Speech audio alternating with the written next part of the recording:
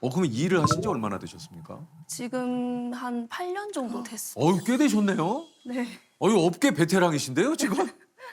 야. 거의 그러면 20살 넘어서 바로 시작하신 거네요? 네, 20살 초반부터 장례 시작해서 지금 8년 정도 됐습니다. 아, 그렇군요.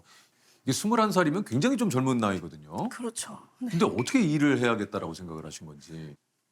제가 고등학교 1학년 때 이제 학부모 참관 수업을 하잖아요. 그럼 이제 부모님이 이렇게 오시잖아요. 그럼 참관 수업 다 끝나고 어머님이 이제 차를 타고 내려오면서 어느 프로그램에서 봤는데 요즘 장례 메이크업을 하는 그런 프로를 봤다. 근데 제가 처음에는 이제 장례라는 게 사실 제 나이 때는 그렇게 생소한 단어였어요. 그렇죠. 그렇죠. 네, 근데 이제 그 단어에 꽂힌 거예요. 네, 그래서 지금 없는데 야후 코리아나 그쵸? 뭐 네이버나 구글 이런 데다가 친 거예요. 네. 그래서 거의 한 일주일을 그거를 맨날 검색을 했어요. 참. 네, 너무 궁금한데 그래서 딱 그러고 난 뒤에 고등학교 2학년 때 점심 식사를 하고 이제 교실을 올라가고 있는데 옆에 그 대학교 팜플렛이 이렇게 있더라고요. 근데 거기서 장례행정복지과라는 단어를 딱 본 거예요. 그래서 바로 뽑았죠. 그거를. 네. 그래서 이게 뭐지 하면서. 네. 야. 그래서 바로 뽑아서 그 팜플렛을 보면 지금은 아닌데 교수님 성함이랑 연락처가 적혀 있었어요. 그래서 그걸 보고 그날 야자를 끝내고 바로 저녁에 전화를 했죠. 교수님한테. 네. 전화를 해서 첫 마디가 저 어느 고등학교 2학년 성예린입니다. 장례 궁금해 가르쳐 주세요라고 얘기를 한 거예요. 예. 교수님 당황해가지고 에? 이러시다가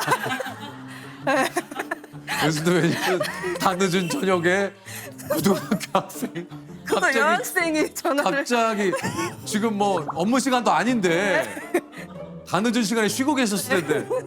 놀라셨겠지만 또 한편으로는 또 반가우셨을 아, 그렇죠. 이과에 이렇게 네. 관심을 갖고 그렇죠. 있는 학생에게 네. 전화가 왔으니까. 그러니까 그래서 교수님도 놀라신 것 같아요. 네. 고등학교 학생인데 이과에 대해서 이렇게.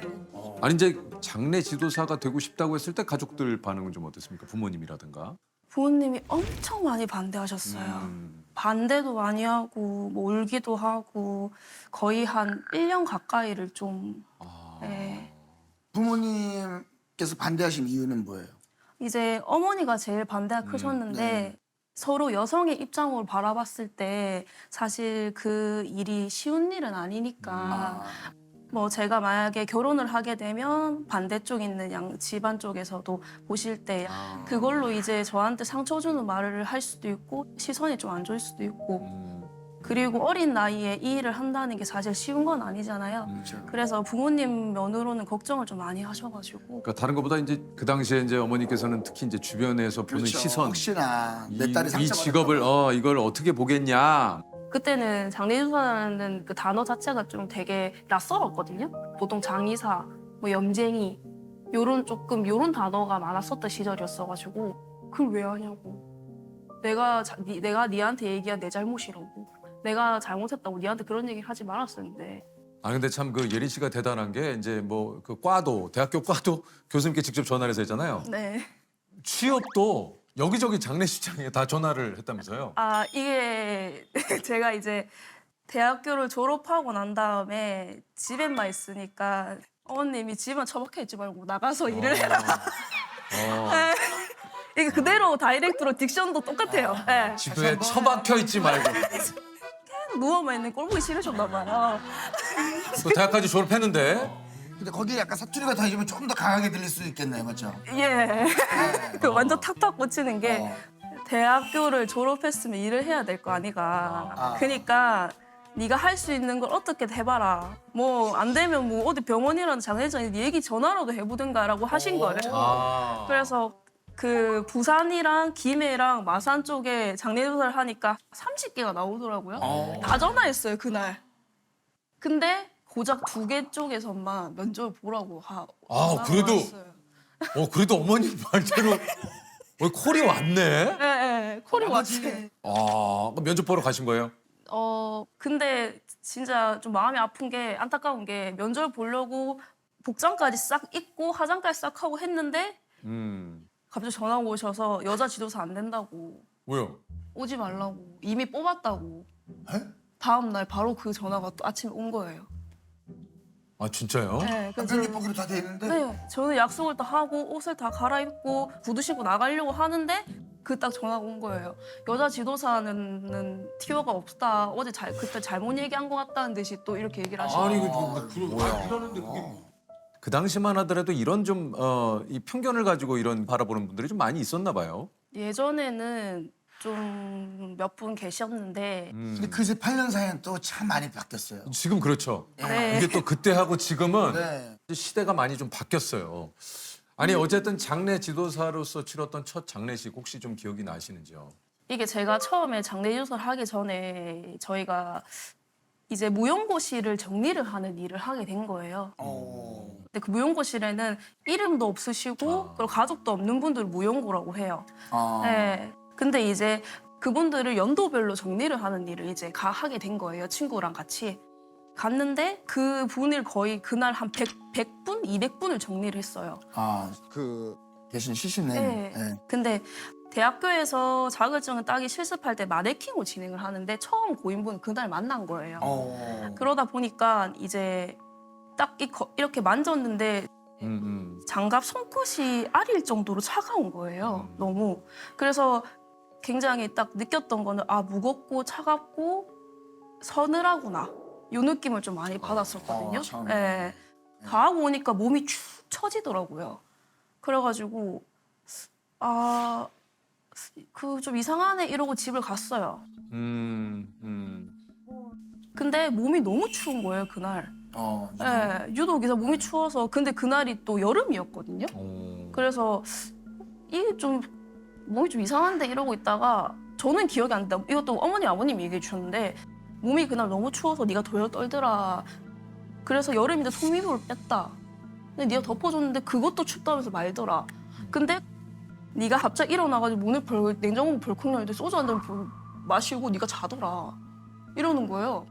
그래서 제가 그럴 리가 없지. 내가 뭐 한다고 그렇게 쓰이는데 그렇게 했대요, 제가.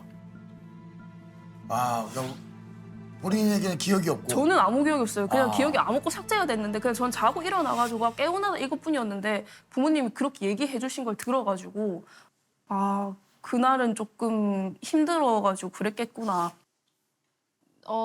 가끔 있어요. 가끔 이제 혼자서 입간실 들어가서 저희는 그 낮에 아침에 한 번, 그러고 중간에 오후에 한 번, 밤에 한 번 총 3번을 고인분이 문을 열어서 명판하고 고인분 이름이랑 고인분 정확하게 들어가시는데 확인을 3번을 해요. 하루에.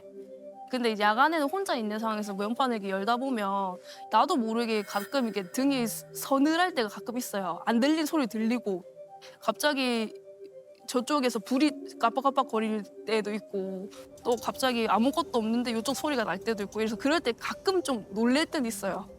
그간 수많은 또 장례를 치르셨겠지만 좀 기억에 남는 잊혀지지 않는 그런 장례식이 좀 있다면 어떤 게 좀 있을까요? 제가 아기를 엄청 좋아해요. 네, 근데 지금도 생각이 나는 게 이제 그때 아기가 이제 초등학생 한 8살 이랬던 것 같은데 이제 병원에서 계속 오래 투병을 하다 보니까 학교도 제대로 못 다녔어요. 근데 8살 때 이제 임종을 한 거예요. 그래서 부모님들이 상주로 이제 접수를 하셔서 오셨어요. 근데 저희도 수의도 유아용 수의가 따로 있어요. 간도 아기간이라고 이렇게 조그만 간이 따로 있어요. 네. 들어왔는데 누워서 너무 작은 거예요.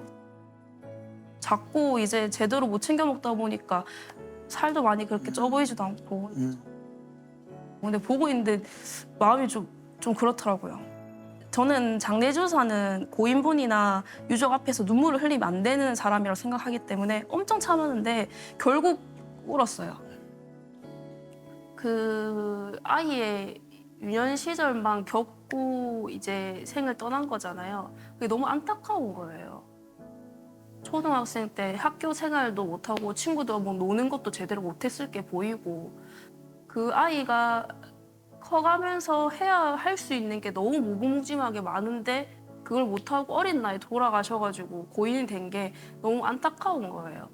그리고 애기들은 제사를 사실 할 게 없어요. 애기들한테는 술도 사실 못 올리기 때문에 어머니 아버님이 음료수 조그만 거, 뽀로로 음료수나 과자 같은 거 대신 올리세요. 그거 올려놓고 그걸로 이제 잔을 채워주시거든요. 부모는 자식을 먼저 보내면 가슴을 묶는다는 말이 있잖아요. 제일 크게 들리는 건 울음소리밖에 없죠. 그래서 저희는 창간실이 되게 그 유리벽 하나로 창간실이 있는데 그쪽을 이제 이렇게 하고 눈물이 나더라고요. 제가 미안하더라고요. 네. 그 아이에게도 그렇고. 네. 이게 뭐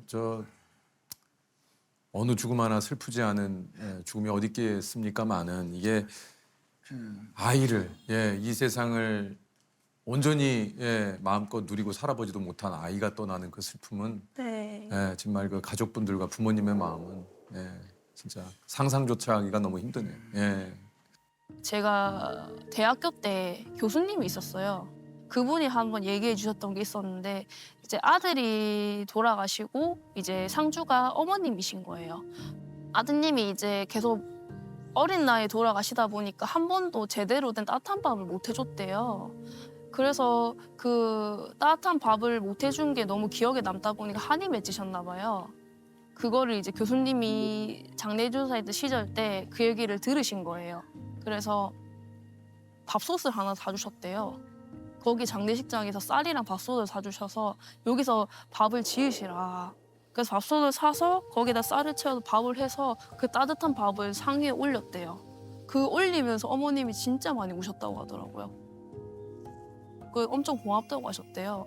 그래서 그 얘기가 들은 게 좀 안 잊혀지더라고요. 어느덧 이제 이 직업 아까 뭐 얘기하셨지만 이제 8년 차. 이게 사실 이 직업에 대한 편견에 대해서 조금 얘기를 드렸습니다만 평소 생활을 하실 때도 간혹 이런 일 때문에 좀 속상하실 때가 좀 있다 그래요. 네, 왜냐하면 이제 저희는 사실 고인분이 저희한테는 굉장히 저희도 사실 손대기 힘든 그런 소중한 분들이신데 그런 분들을 이제 만진다는 그 인식이 있는 것 같아요. 그러다 보니까 이렇게 손을 좀 스치거나 이러면 사실 머뭇거리는 분을 한두 번 봤어요. 그럼 이제 표는 안 내는데 속으로 좀 속상한 거죠. 네. 이게 일을 하다 보면 많은 분들을 저희가 만나게 되고 그래요. 많은 분들하고 이제 얘기를 나누게 되는데 그 소수의 분들 때문에 저희가 상처받는 일이 좀 많아요. 그렇죠. 어떤 상처를 좀 받는 일이 있습니까? 일단은 이게 일을 하다 보면 남자분하고 여자분의 차별점이 조금 아하. 있는 게 네. 예전에 그런 말 있잖아요. 여자는 제사상에 숟가락 올리면 안 되고 그리고 제사상에 손 대면 안 된다. 그리고 여자는 제사할 때 뒤로 물러나서 절도 못 한다는 말이 있잖아요. 그게 언제적 얘긴데. 근데 제가 이제 장례를 하러 갔는데 이제 입간을 다 끝내고 제사를 이제 보러 갔어요. 입간 끝나고 하는 제사가 성복제라는 제사예요. 근데 그 제사를 이제 보러 들어갔는데 이제 들어가면 신발이 앞에까지 이렇게 나와 있는 거예요. 그래요. 그래서 딱 보고 느꼈죠. 아, 이분들은 가족분이 많구나. 근데 줄도 안 세웠는데 줄을 다 서 계시는 거예요. 앞에 아들부터 손자까지. 그래서 제가 그런 걸 안 물어보는데 혹시 집안에 장례를 하시는 전통적으로 뭐 올리시는 방법이나 가가래가 있으시냐 이렇게 물어봤더니 그런 거 없다. 지도사님이 도와주시면 된다라고 얘기하시더라고요. 그래서 저는 했는데 이게 숟가락을 건들려고 하니까 약간 째려보시고 그리고 술잔 올려가니까 제가 따르겠습니다 하고 따르시니까 제가 할 게 없는 거예요. 뭔가를 하려고 하니까 터치를 못하게 하시는 거예요. 그래서 제가 그러면 이거를 장례 쪽에 하는 제사를 안 보고 충무만 읊어드리고 나가겠다. 그래서 충문을 읊으려고 하니까 저만 원래 충문을 읊을 때는 이제 바라보는 영정사진 앞에서 모든 사람이 무릎을 꿇어야 돼요. 지도사도. 왜냐하면 고인분한테 대하는 그렇죠. 게 예의니까. 예의니까. 근데 저만 무릎 꿇고 다 서 계시는 거예요. 이건 뭐야? 그날 처음 울었어요. 그렇지. 아니 네. 아니 이게 지금 그분들에게 도움을 드리러 간 건데. 그러니까 말이에요. 아니 이런 아직도 이런 분들이 계십니까? 그러니까 이게- 세상이 지금 바뀐 지가 언젠데 아직도 그리고 내 가족의 마지막 그 길을 그렇죠. 가장 잘 보내줄 수 있게 도와주시는 분한테. 이렇게 생각해 주시고 너무 고마운데 아니신 분들이 간혹 가다 계시더라고요. 여자가 장례 유사를 하면 뭐 신내림을 받아야지 장례리허설 한다. 뭐 이런 얘기도 했었고 예전에 제가 제일 듣기 싫어하는 호칭이 아가씨, 도우미 이런 걸 저한테 부른 적이 많으세요. 그렇게 얘기하지 마시라. 저는 장례리허설하다. 그럼 선생님은 장례를 도와주려고 올라온 직원이다. 그 설명을 아차 죄송하다고. 네, 저는 그런 줄 몰랐다고. 어떻습니까? 이 일을 처음 시작했던 8년 전과 지금 네. 예전하고 조금 달라진 점이 좀 있을까요? 본인이? 이것도 조금 웃긴 건데 이게 습관이란 게 조금 생기더라고요. 어떤 습관이요? 이게 저도 이제 운동을 한다고 PT를 했었어요. 근데 PT 선생님이 계시는데 PT 선생님 옆에서 막 이렇게 우고 들으시고 막 설명해 주시잖아요. 저는 공손히 이렇게 손을 모으고 아, 늘상 이게 직업의 특성상 거울에 비친 제 모습이 이러고 있는 거예요. 장례식장에서 늘상 이게 고인에 대한 예를 갖춰야 되기 때문에. 네, 아하. 그래서 이게 비치는 저의 모습이 이러고 있는 모습이 너무 웃긴데 그걸 PT 선생님 보셨어요. 제가 저한테 그 공손하실 필요는 없다고 이렇게 얘기해주는 습관이 또 하나 생기고. 네. 자세가 그냥 평소에 습관이 네. 되니까. 그 직업병처럼 그런 게 생기는 네. 거네요. 혹시 그 이 장례 지도사 일을 하시면서 가장 주변에서 많이 듣는 질문은 뭐예요? 친구분들은 뭐 어떤 질문을 좀 많이 하세요? 그 일을 하면 제일 많이 물어 힘들지 않냐고. 그러니까 네, 힘들지 않냐고. 그럴 때마다 뭐라고 대답을 하십니까? 그래서 너희 앞에는 힘든 티 안 낸다고. 네, 너희 앞에는 힘든 티 안 내는데 사실 힘들지. 힘든데 그냥 그런 얘기 싹 지우고 그냥 놀자고 형 이렇게. 아, 그또 쓸데없는 아, 집어치워. 야, 이 얘기 하지 마. 하지 마. 나 지금 야 너네들하고 그 얘기하러 온 거 아니야? 네, 그런 얘기 하고 온 거 아니야.